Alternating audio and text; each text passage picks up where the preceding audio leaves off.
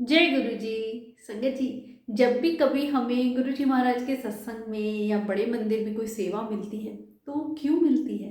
आपको पता है संगत जी कि गुरु जी महाराज ने कुछ हमारी झोली में डालना होता है, इसलिए हमें उस सेवा के लिए गुरु जी चुनते हैं या हमारे कर्म काटने होते हैं।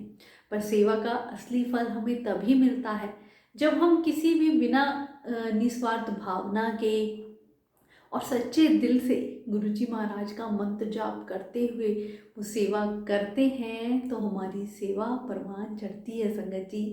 क्योंकि बड़े ही नसीबों से कई बार हम सोचते हैं ना कि हम भी बड़े मंदिर में सेवा करें। आपने देखा होगा वहाँ सेवादार कितनी श्रद्धा भक्ति से लगे हुए होते हैं, या आप किसी भी सत्संग में देखते होंगे सत्संग में सेवादार जो सेवा करते हैं, लंगर प्रसाद बरताने की सेवा या चाय प्रसाद की हो या जल प्रसाद की हो, तो गुरुजी महाराज अपने सेवादारों को खुद चुनते हैं। उनके कर्म कटवाने होते हैं या उनकी झोलियाँ गुरुजी ने भरनी होती है। पर संगत जी, कभी भी मन में ये ना लाएं कि हमें सेवा नहीं मिली तो हमें गुरुजी की ब्लेसिंग नहीं मिलेगी। ऐसा नहीं है। अगर आप सच्चे दिल से अगर गुरुजी से अरदास लगाएंगे भी तो वो किसी न किसी दिन आपकी पुकार सुनते भी हैं। कितनी ऐसी संगत के मैं सत्संग सुनती हूँ जो कहते हैं कि हमारा बड़ा मन था बड़े मंदिर में ये सेवा करने की, और सच में गुरुजी महाराज उन्हें वो सेवा दिलवा देते हैं। पर जब हम गुरुजी महाराज का मंत्र जाप करते हुए इधर उधर अपना भटकाव ना करते हुए गुरुजी को ध्यान में याद में रखते हुए सेवा करते हैं तो संगत जी, हमारी वो सेवा गुरुजी महाराज कबूल करते हैं और खुशियों से झोली भर देते हैं। हमेशा कहीं भी कोई भी सेवादार है उन्हें नीमा होना चाहिए। संगत में गुरुजी के दर्शन होते हैं, उन्हें संगत का पूरा ख्याल रखते हुए हर बात संगत को भी सेवादार की जरूर माननी चाहिए। क्योंकि संगत जी, जब भी कभी बड़े मंदिर में कोई भी सेवादार हमें कोई हुक्म देता है या कोई बात कहता है तो वो गुरुजी का ही हुक्म हमारे लिए होता है, जो हमें जरूर मानना चाहिए। क्योंकि वो कितने निस्वार्थ भावना से श्रद्धा भक्ति से पूरे मंदिर का डिसिप्लिन मैनेजमेंट बनाए रखने की कोशिश करते हैं, तो हमें भी उनका हर पल सहयोग करना चाहिए। पर संगत जी, अगर सेवा करते वक्त हमारे मन में मैं आ जाए, हमें आ जाए कि मैं सेवा कर रहा हूँ या फिर मुझे गुरुजी की ये सेवा मिली है, मैं तो बहुत लकी हूँ, या कुछ भी ऐसे आपके अंदर मैं आ गई तो सेवा कुछ दिन बाद छूट भी जाती है संगत जी। कई बार ऐसे जब हमारे अंदर मैं होती है, एक पुरानी संगत का सत्संग में सुन रही थी, एक अंकल कहते कि गुरुजी ने हमें अपने लिए लस्सी लाने की सेवा दी। अब हम बड़े ही कहते हैं ना, बड़े ही चौधरी टाइप ऐसे बड़े ही रुबाबदार में, हाँ गुरुजी की सेवा हमें मिली है लस्सी के लिए, हमारे अंदर ओमे और मैं थी। तो वो एक दिन लस्सी लेके गए, तो लस्सी का जो बर्तन था वो जाके खोला गुरुजी के सामने, तो वो उसके ऊपर अचार लगा हुआ था। वो हैरान कि वो जो घर से लेके निकले थे बिल्कुल साफ सुथरा बर्तन था, पर ये क्या हुआ। अब जो वो इतने मैं में और ऐसे गए थे सब वहीं पे, मतलब लोगों से नज़र नहीं मिला पा रहे थे। इतनी शर्मिंदगी महसूस हुई कि ये गंदा कैसे हो गया। तो गुरुजी महाराज सब मन पढ़ लेते हैं कौन किस भाव से। पर जब आप सेवा करते हुए नीमे होकर गुरुजी का ध्यान करते हुए करते हैं संगत जी, कभी भी अपने अंदर मैं ना लाएं। या आप चाहे पूजा भक्ति में देख लें, तभी गुरुजी कहा करते गुप्त दान किया करो, गुप्त पाठ किया करो। या अपनी सेवा में भी अगर मैं आ जाती है हमारे अंदर, या हम बढ़ा चढ़ा कर किसी को बताते हैं तो वो अगले दिन ही छूट जाती है।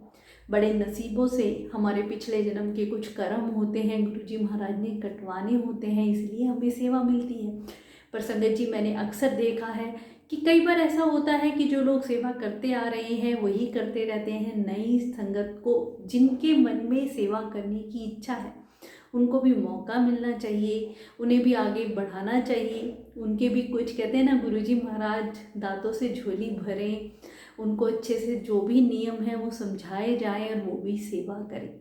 ज़्यादा से ज़्यादा गुरुजी महाराज से संगत जुड़े। गुरुजी महाराज की महिमा तो इतनी बड़ी है संगत जी कि हम उसका गुणगान कर भी नहीं सकते हैं। दिन प्रतिदिन गुरुजी की श्रद्धालुगण बढ़ते ही जा रहे हैं। चाहे आप बड़े मंदिर में देख लीजिए, हर घर में सत्संग हो रहे हैं। पर सत्संग की मर्यादा गुरुजी के अकॉर्डिंग ही हमें, जो गुरुजी ने रूपरेखा तय करी उसी के अकॉर्डिंग हमें करना चाहिए संगत जी।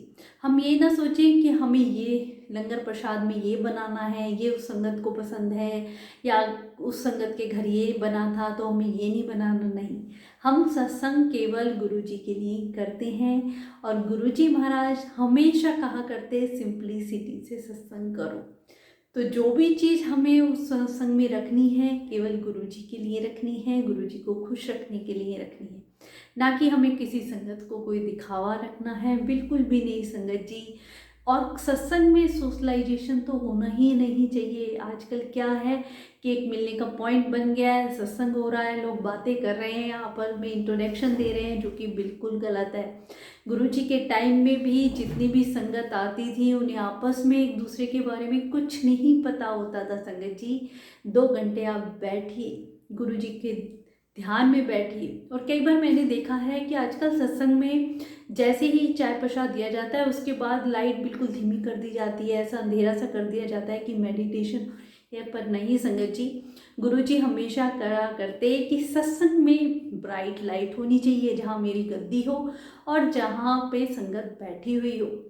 कोई ऐसे अंधेरा करके मेडिटेशन नहीं करना। अपनी मेडिटेशन या ऐसे ध्यान में अंधेरे में बैठना है आप अकेले कीजिए, पर जहाँ संगत बैठी हो, गुरुजी महाराज का दरबार लगा हो, प्रॉपर लाइटिंग होनी चाहिए। पर वो ऐसी आंखों में क्लिक क्लिक करने वाली भी लाइट नहीं होनी चाहिए। गुरुजी महाराज साक्षात गद्दी पे बैठे होते हैं संगत जी, कुछ भी ऐसा ना हो जो कि उन्हें परेशान करे, क्योंकि गुरुजी जब गद्दी पे आते हैं, मैंने अक्सर देखा है वेलकम मैट के बाद संगत उनकी गद्दी पे फूल चढ़ाने लग जाती है, या कई जगह तो सत्संग में गुरुजी गद्दी पे ही गुरुजी का स्वरूप रखा होता है।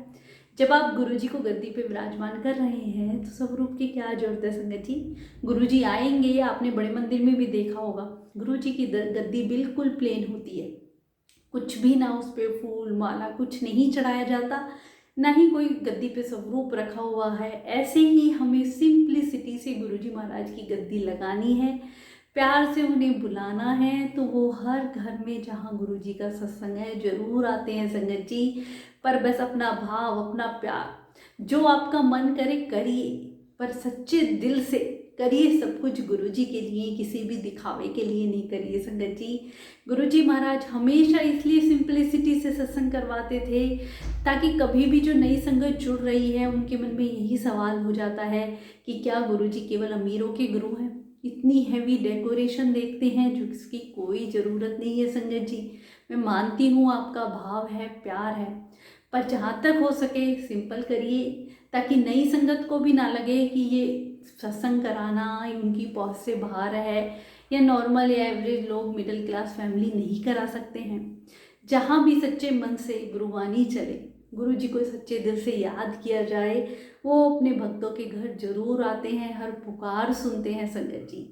तो गुरु जी महाराज की सेवा कीजिए, सच्ची भावना से कीजिए, उनका मंत्र जाप करते हुए। और जितनी भी संगत आती है केवल गुरु जी के चरणों में ही ध्यान लगाए। गुरु जी हमेशा क्यों कहा करते कि अपने फ़ोन अपनी गड्डी नीचे छड़ के आया करो, क्योंकि संगत जी फ़ोन में हम अक्सर सत्संग में बैठते ही टाइम देखने लग जाते हैं कि इसकी कॉल आएगी, उसका जवाब देना है, फ़ोटो खींचने लग जाते हैं या वीडियो बनाने लग जाते हैं, तो सत्संग में जाने का कोई फ़ायदा नहीं है संगत जी। जाइए केवल गुरु जी से ब्लेसिंग पाने के लिए, उसी के लिए तो आप आते हैं संगत जी, और वही समा गवा देते हैं। झोली फैला के जाइए, गुरु जी देने के लिए बैठे हैं। बस हमारा भाव और सच्चा प्यार होना चाहिए अपने गुरु जी महाराज को अपने पास बुलाने का और उनकी ब्लेसिंग पाने का। अनंतम शुक्राना गुरु का।